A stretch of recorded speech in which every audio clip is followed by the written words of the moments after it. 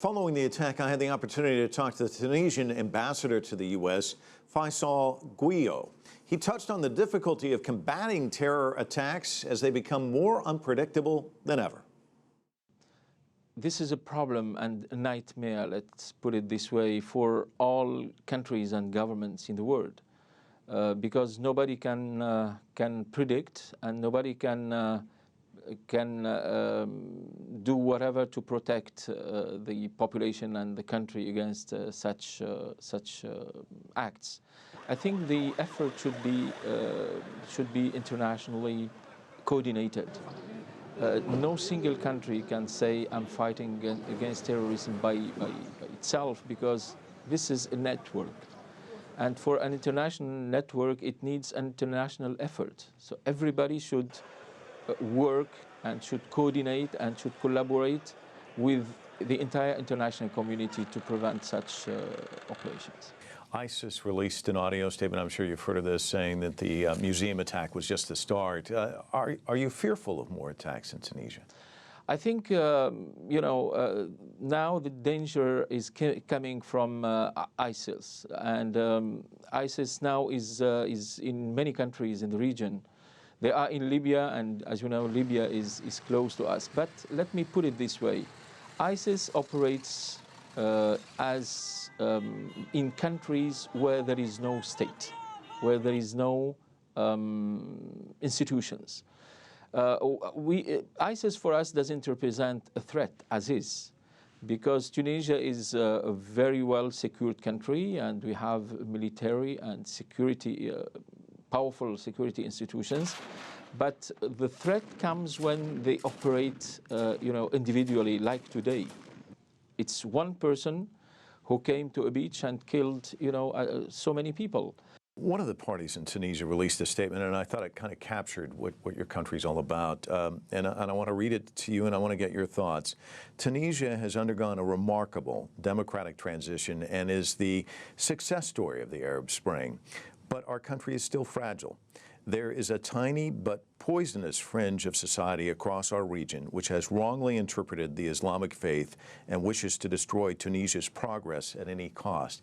Do you think that's accurate? And what can Tunisia do about it if it is accurate?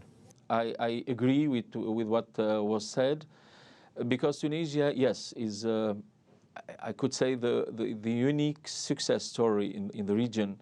We succeeded in organizing fair and free democratic elections. We have a new constitution. We elected a president. We have an elected parliament. On the political process, we made a lot of progress. But the challenge for Tunisia is security. And as you mentioned, a small category of people who don't want Tunisia to succeed, and don't want other countries also which people are asking for freedom and democracy. So this small category of people is fighting against liberties, against democracy, against human rights, and they want to live in kind of chaos and in anarchy. Obviously, tourism is very important to your country. Right.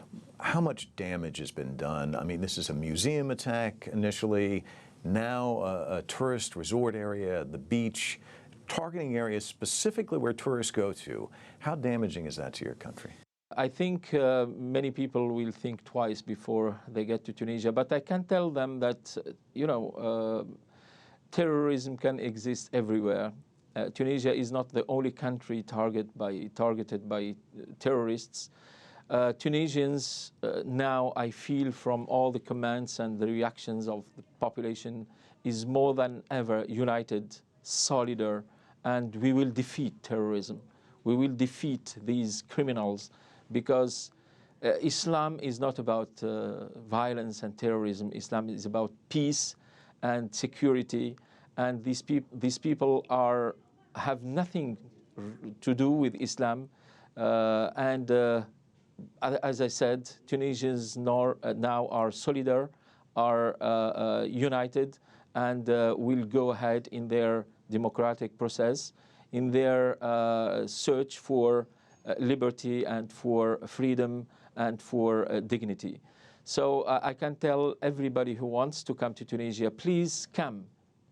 This is the expression and this is the way to defeat terrorism and to tell terrorists that life is stronger than death. We are building, they are destructing. We are, progressing, and they are trying to make regress. But we will defeat them, and we will continue our path towards democracy and liberty and freedom.